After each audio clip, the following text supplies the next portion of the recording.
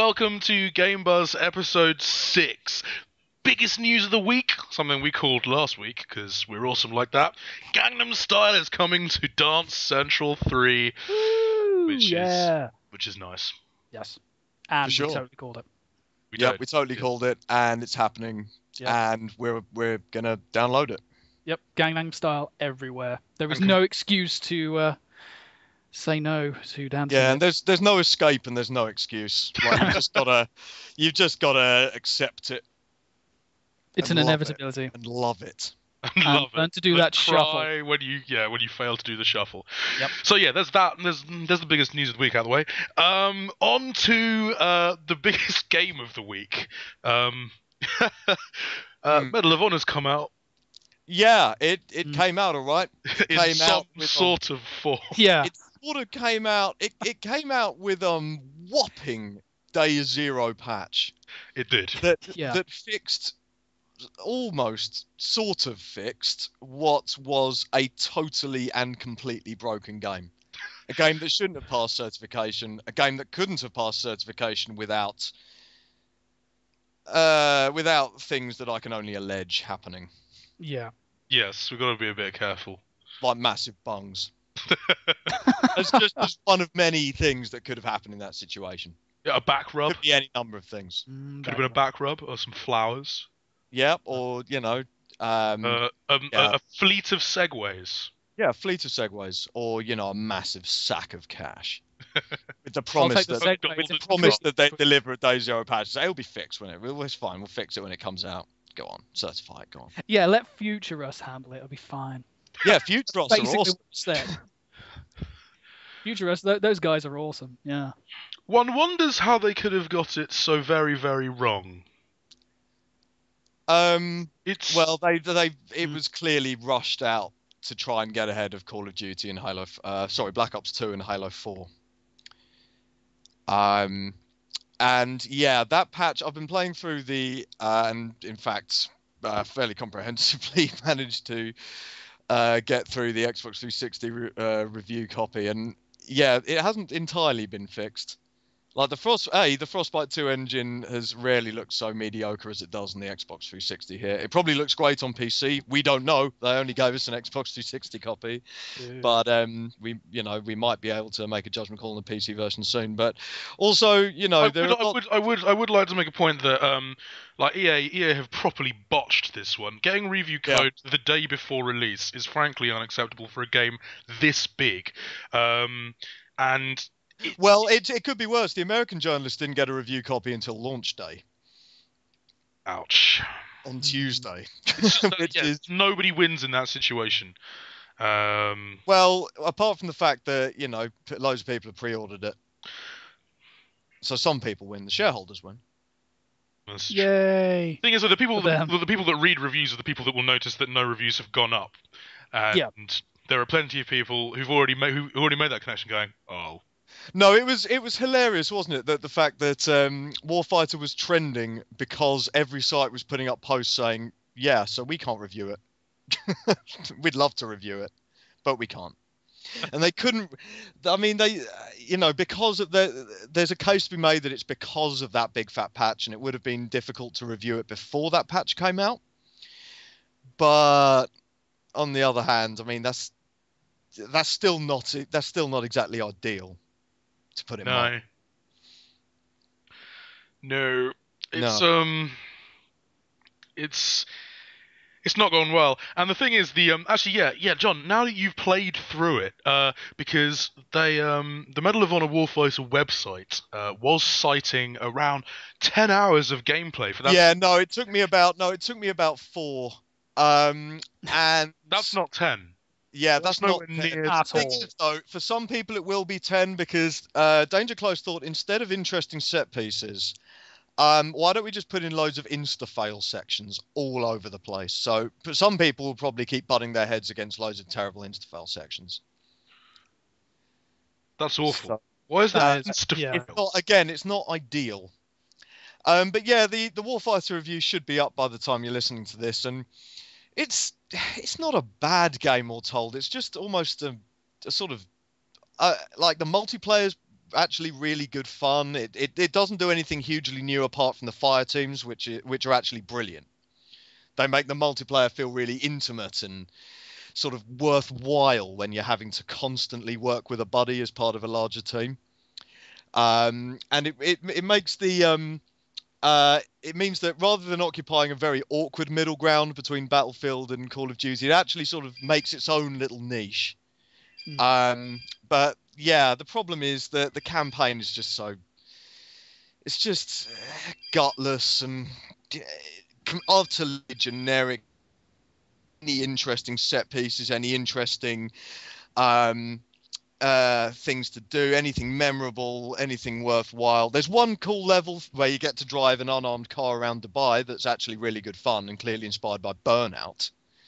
Like that comes out and makes you go, "What? This is wow! I'm actually having fun." But otherwise, it's the sort of campaign through, and you won't get any joy. You won't get any joy out of it. You won't enjoy it. You will just play it and endure it, and then instantly forget about it.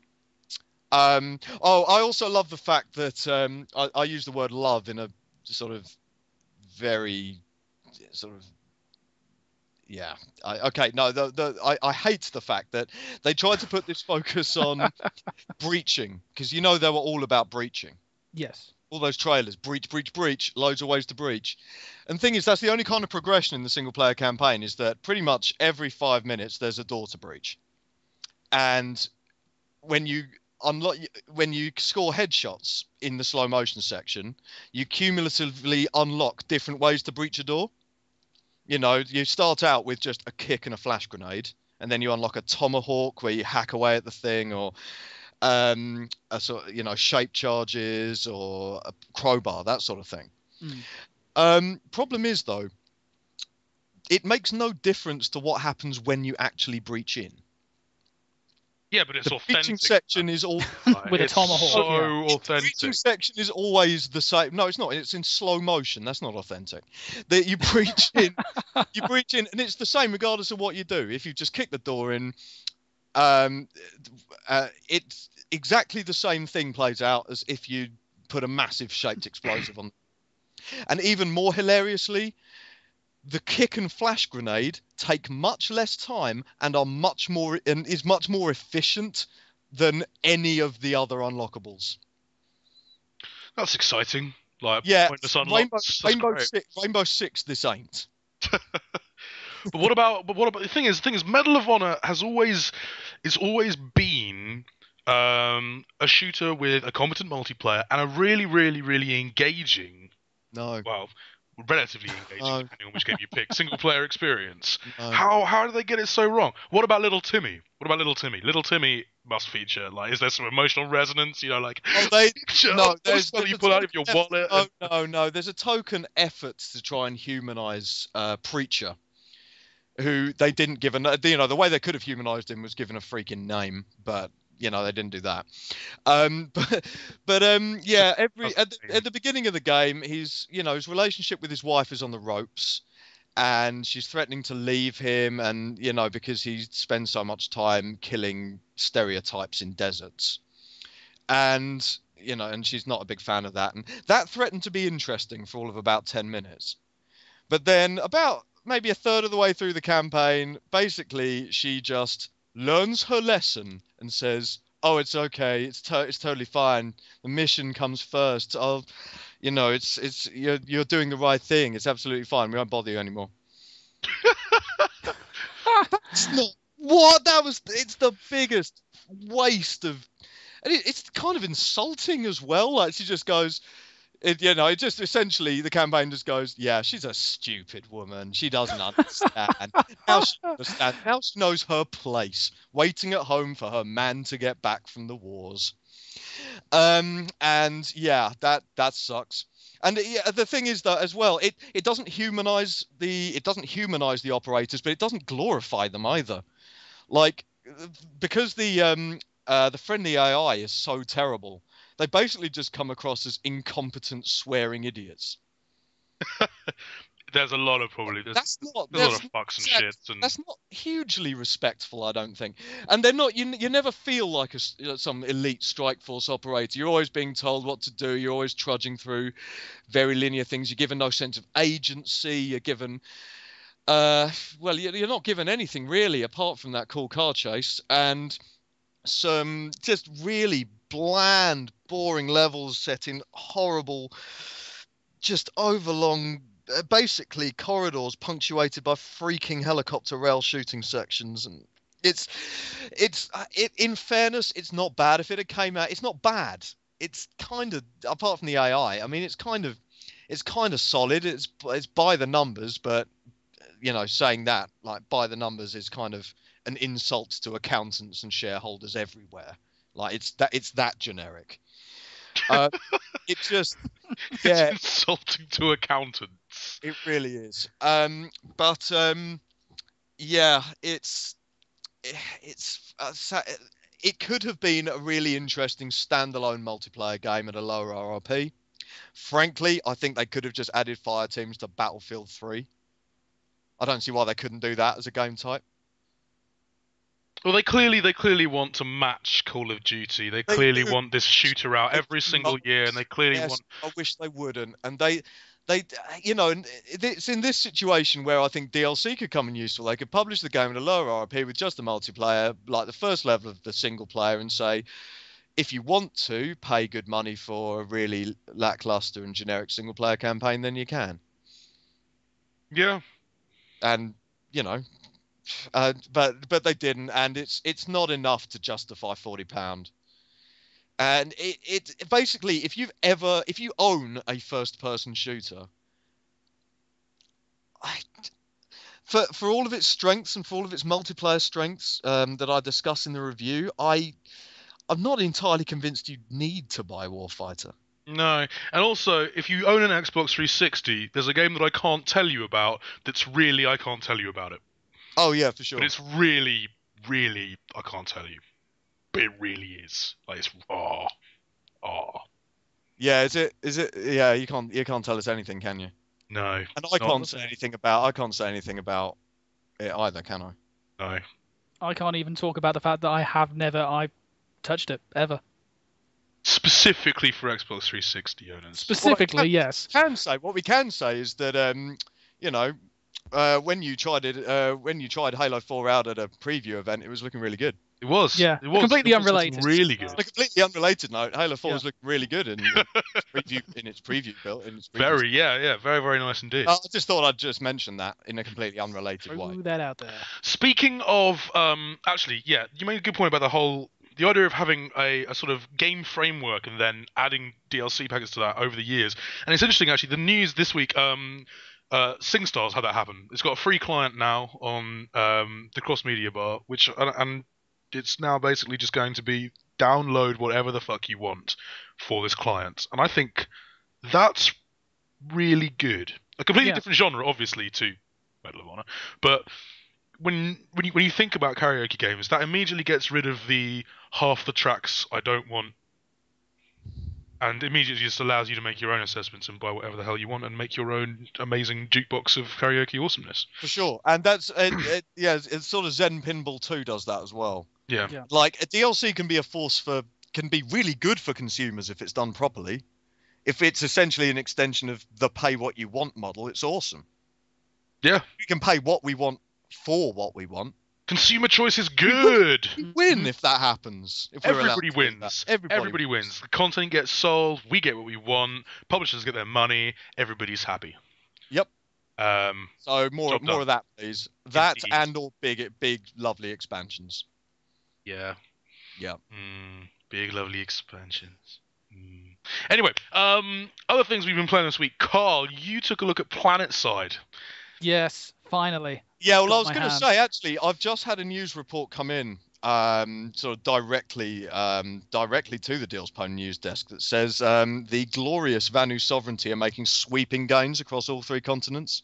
Oh, and they're doing so with sensational style, and can I just say, impeccable dress sense too.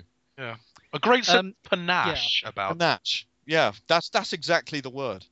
Well, as a member of the Terran Republic, may I just say, fuck you. Fuck you and your Smurf-like dress sense. Not a Smurf, no, they're the NC. They're all equally as evil as each other. Yeah. This is one of the best things about Planetside 2. You get this completely unreasonable hatred for the two empires in the game, and it's brilliant because the action is so intense. You really do get angry when, you'd finally taken over this base, and then all of a sudden you just see the reinforcements coming from over the hill, and you're like, crap, we're about to be trounced. And you're there and you're trying to hold it down, and it all goes to hell, and then you've got Smurfs laughing at you, bastards. To explain, Planetside 2 is looking absolutely fantastic. Graphically, it's just absolutely immense. The detail is just mind-boggling. And if you go and check out the latest episode of Deal's Bone Playthrough on our YouTube channel, don't forget to subscribe. I just cannot. You can hear me just not being able to really take in how good it is. But it's looking fantastic. And I'd like to reiterate that you really should go and watch that playthrough. Because after watching that playthrough, I've become obsessed by Planetside 2 now. Yeah. I mean, the original Planetside was quite impressive, if a bit laggy. But yeah. But Planetside 2, just the scale and the scope of the assault, of the just sort of massive vehicular fun times that you can have, the sort of massive scale of the cooperation that you can do, and the feeling of affecting this huge continents and seeing these sort of James Cameron-esque vistas all the time happening with vehicles piling in everywhere on the skies and the ground, these huge battles. It honestly, it looks like one of the best free-to-play titles I've ever seen. Absolutely. It's fantastic. Like Forge Light looks amazing. Like that engine is delicious. The physics, the vehicles, that fog you can hide in. Yes. I mean that's an absolute killer when you've got huge shells coming down in front of you, and all of a sudden the smoke from the explosion, the dirt going up in the air, you cannot see a thing, and then all of a sudden the tank rolls through the smoke, and you realise you're about to die. It's just absolutely immense. I mean the nighttime combat as well. I mean it gets really dark in that game, and so, as you see towards the end of the video, it's nighttime. Tracer fire is going off in every single direction. You're trying to spot enemies coming, and it's just absolutely immense is the only word I have for it. And there are problems with it. It's occasionally there's client crashes, but because it's still in beta, that things are going to be getting better all the time. But it's better optimized. Optimization for it is far better than it was for Planetside 1, which is good, because I think that was the biggest issue. For sure. As you said, lag for latency was pretty bad. It doesn't feel too bad in this. I mean, there are moments when during heavy traffic it does get a bit laggy, but otherwise it's no worse than playing Battlefield 3. And I think thirdly, each of the empires has this really unique persona about them. Like the Vanu sovereignty, which we've discussed before, or as I know them as Barneys. They have this very sort of like sleek alien style look, and they look great, don't they? Their fighter crafts look like Cylon Raiders. It was almost tempting just to like roll another character just so I could fly one of those. They look fantastic, and they are menacing as hell. And they've of course got hover tanks as well, which are they look sleek and sexy. They're winners basically. Nah. Sorry, I will stop trolling you soon. To be fair, I deserve it. The amount of times I've trolled you guys over the past 2 seasons has been wonderful. So yeah, then you've got the new conglomerates. They are the ragtag renegades who are fighting the Terran Republic because they think they're oppressive, and it's a whole bunch of bullshit. They're fighting them. They've got this very sort of like square look to their armor and their gear because it's kind of like a rush job just so they can get into the fights and everything. And we refer to them as Smurfs because they are blue, and they too are bastards. But they're all about hitting very, very hard, whereas the Vanu sovereignty are all about sort of having exotic weaponry that can get more powerful over distance. The new conglomerate all about hitting as hard as possible. So like it takes them less shots to kill you, but they're slower doing so. Then you've got the Terran Republic, which is the right choice to make when picking your character.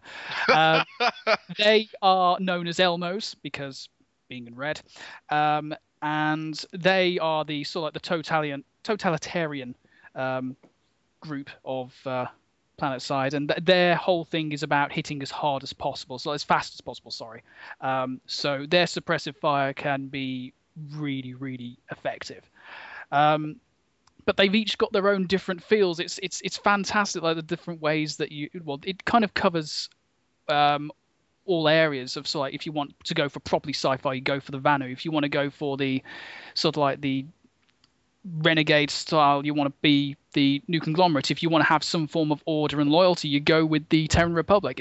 It's all there, and it just feels really satisfying to play. And I cannot wait. I mean, as soon as you guys get PCs, I say we form a Deals Pone outfit and we go in there and we kick ass. That's what I say. Yeah, but after that, I'm totally gonna be Vanu. I mean, who wouldn't? I mean, you son of a bitch. Better than the Yeah. Elmos, mate. I don't Stinking know. Elmos. See, you're just uninformed. It's okay. But yeah, it's looking fantastic. I'm hoping to get some more in-game impressions from it, especially trying out the different tanks and vehicles. And yes, I may try the other empires just to show you what they look like. But first impressions, it's looking very good, and it's going to be free to play. And as you mentioned earlier, John, it looks like it's going to redefine quality within free to play, and I think that's a big step. Yes, I think it's going to be that game that finally kills that niggling, annoying, tiny voice in the back of my head. The voice that I try my best to ignore, the voice I know that's wrong, but the little voice that says, "Free to play is crap, John. You know it is. Look, you've been on Facebook. You know it's rubbish." But I know it's not. I know it's almost Yeah, the World future. of I know Tanks. it's exciting. I World know of exactly. Tanks World of is- yeah. Tanks. World of Tanks is amazing. World of Tanks is Warface amazing. looking Warface, great. exactly. There are loads of great free-to-play games coming out. It's a really exciting business model as well. It's really dynamic and fast-moving. But again, there's just that little voice, and that's my bad. It's my problem. Yeah, I mean, But I think a lot of players have get that little niggling doubt Yeah. as well. And I think I can't believe it. It's got more ridiculous sci-fi tanks than Halo. yeah. It's got more vehicles than Battlefield 3. It's got the bigger battles than MAG. It just looks outrageously good. Well, it's the fact that you can change your class on the fly as well. You know, I play as mainly a medic, but there was one point where we were getting shot at really badly. We needed some sort of like long range advantage, so I switched to being a sniper just on the fly. Well, not on the fly. I went to a terminal, changed, and I was a sniper, and I could go back to being a medic at any time. And I think that's kind of one of the main draws of Planetside 2. You know, you can do whatever the situation needs you to do. You know, you don't have to drop progression and things like that. You can just do whatever you want. But I think the other problem with free-to-play stuff that kind of ears people a bit too much is microtransactions. And the whole pay-to-win mentality is a problem. The good thing with Planetside 2 is that it doesn't matter if you buy the microtransactions to unlock weapons or get all the upgrades, or even get XP multipliers so that you can get to the battle ranks at a much faster rate. Doesn't matter. You could be battle rank 20. If I'm battle rank 3, I still have the opportunity to kill you. You know, I can still kill you. Which I highlighted in the video. I was killing guys who were battle ranks 15, 20 above me. And that is exactly why Planetside 2 is going to be fantastic. Everyone, I mean, yes, some people will have more advantage than others to a degree, but at the end of the day, everyone is fair game, and you can die if you don't stick with your team. And it's just it just looks and plays fantastic, and I'm really looking forward to seeing how it goes over the launch month and so. I'm looking Hell forward yes. I'm looking forward to forming the ultimate medic double team ever. Man, we're going to be. I always play as medic, Team Fortress, Wolfenstein. You're the same, I know. I Yes. can't wait. They're going to call us the Doctors. Oh yeah. Doctor Who. And Speaking- Doctor Who. Speaking of the doctors, or lack of them, I want to move to something that happened a little bit, well, right at the start of the week. Some news got dropped on a sequel that we've been anticipating, and unfortunately, we didn't really call this one. We were hoping it would just be a complete rewrite of the game that preceded it. But Dragon Age 3 is coming, and we got some details on it. We got some castle-tastic details. Yeah, big old levels. Great big levels. Apparently, one of the levels isn't it one of the levels as big as all of Dragon Age 2? All of Kirkwall. Yeah. All of Kirkwall, that's it. And Which isn't there'll hard. be castles that we can hopefully customize. Please let us besiege them. Or Yes. assault them. That'd be nice. And yeah, it will also have sort of non-playable backstories. Yay! Yeah, I assume that it's Only going human to be as well. It can only Only be a human character. Yeah. Yeah, I assume that it's only going to be similar to the way that Mass Effect did it originally. You know, you'll have like 4 choices, and each of them will have 3 like answers to them, and you'll basically pick. Oh yes, I grew up in a small village, and I had a bad haircut, and blah blah blah. I don't know. The thing is, I really hate it because they've done it better. They've actually shown us how this should be done. It's called Dragon Age Origins. Like, they've already done it. Like, they've already given us an immense amount of choice in a game, and now, instead of progressing, instead of building upon that, oh god, I think it will Just depend on taking it- how. I think it depends on how those choices are properly reflected in game. If it does give us not saying a completely different experience, but if it obviously fine tunes the experience to those points to the point where it does feel different, then does it really matter? I suppose not. We don't know though. That's the The only idea problem. there is that there's going to be reflections of the choices you made in Dragon Age Origins and Dragon Age 2, most of which I can't remember now, simply because, well, after They didn't really Dragon Age matter, 2, and nobody cared, and we couldn't use yeah. our characters. we And were told in felt Dragon Age disconnected. 2 that Yeah. our choices would be reflected, and they weren't. I mean, No, 'cause it was a different overhearing country. a conversation in a tavern does not count, or a little snippet of NPC dialogue does not count as your choices being reflected in a sequel game. No, and I still don't know why we can't use our Origins characters. It's ridiculous. Why can't we do that? I mean, you spend all this time creating this character and Why did they let us make them? building the kingdom, and then you're just not allowed to carry on that story. They're just like, no, you're off doing other awesome things. Like, yeah, you're actually, in Dragon Age 2, you're actually off doing your character, is off doing other awesome things, and you're forced to be this fucking douchebag with a goatee. While you're off doing awesome things, really awesome things. Well, I mean, I don't know whether we should talk about this because it's a bit of a spoiler, but at the end, it's kind of hinted that Hawk and your character are kind of off together, aren't they? If I remember rightly. So perhaps sort of wishy-washy. Yeah, I'm thinking perhaps they'll do Dragon Age 3, and then maybe you'll have a game where you have a team filled with all of your characters. That's of course a really long shot dream, but Dragon Age maybe. Ultimate Alliance. Yeah. And it's basically Borderlands, but in Dragon Age, you've got 4 characters, and you're dropping weapons, and yeah.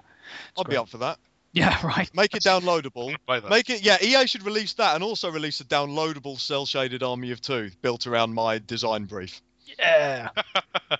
Why not? Why the hell not? Speaking of Borderlands, quickly, Borderlands Legends. It's looking kind of like Borderlands meets XCOM, Yeah, it looks a lot like that. and I really want it. It looks really good. Yeah, it does actually. I mean, admittedly, when I first saw the screenshots, I thought, "Oh, cool, shooter. Looks like Smash TV. You got arenas. You've got. Oh no, wait, cover system. Hang on, skill trees. Wait, tactics. Loot. Okay, so it's nothing like Smash TV at all, but apart from the perspective. But yeah, I'm excited. I'm excited about pretty much anything Borderlands related right now, quite frankly. Yeah. Definitely looks like one mobile title that I may actually look to inquire. It's is looking very nice. Speaking of mobile titles, one thing because we're running out of time, one thing to end on. Ninty published their financial report this week, and in amongst some of their dwindling, in amongst some of Nintendo's slightly disappointing figures in terms of the Wii.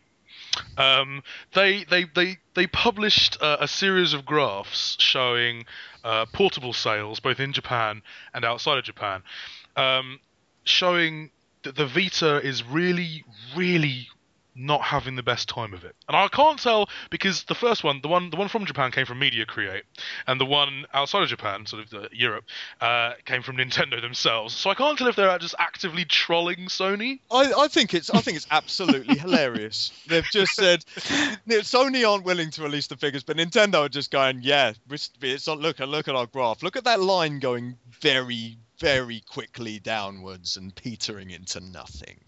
The worrying and then a little dink when Mr. Gara said, "Oh yeah, there'll be a price cut next year."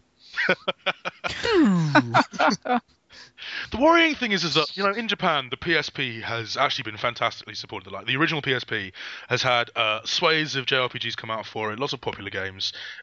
It's been a consistent budget portable. Over here, less so. But the Vita is still selling less than the PSP, according to Nintendo's figures over here. I don't know if that's right. We don't know if that's right. I mean, all we have are a rival's figures to go on.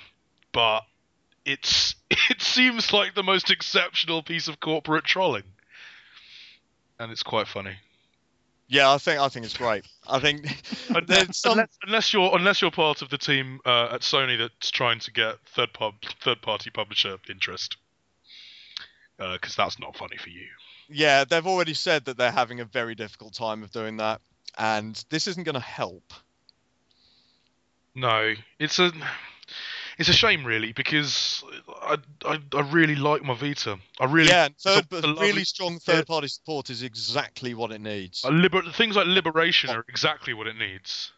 Well, yeah, I mean, yeah, for sure. I mean, exactly. Much more stuff like that. I mean, yeah, Sony's going to put out some half-decent and really good stuff themselves, and from their first-party studios. But it's getting that big, sort of constant stream of worthwhile third-party titles out that kind of crippled the Vita for much of its lifespan. The PSP for much of its lifespan.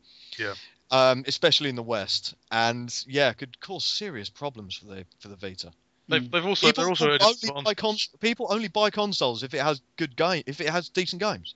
And that's the thing. Like there are disadvantages as well. Like Nintendo's the Nintendo Direct that dropped yesterday, just all of the trailers for some fantastic games coming up for the 3DS, like Luigi's Mansion, Paper Mario, Fire Emblem, Go on, then. New Professor Layton, Animal Crossing. Yes, Animal Crossing. Like this, the 3DS Nintendo have got that incredibly right. It's hitting its stride at just the right time to capitalize on kind of a dearth in Vita games. We had the PS1 drop. The massive library of old games, which is wonderful. It really is. Yeah, and I'm still playing through the ridiculous number of sort of impulse buys that I bought as soon as that went off. Yeah. I don't know why I got all the file. I mean, my memory card is now full. It's really annoying. I got the Final Fantasy 7, 8, and 9 and for Metal Gear Solid, and now I need another memory card. But yeah, it needs third-party support, and yeah, these numbers, wherever Nintendo pulled them out of, might be very worrying for them. Yeah, and on the plus side, if you got a 3DS, oh my god, there's so much to look forward to. I just wanted to slip that in there so we didn't end on a miserable note. Yeah, for sure. Because, yeah.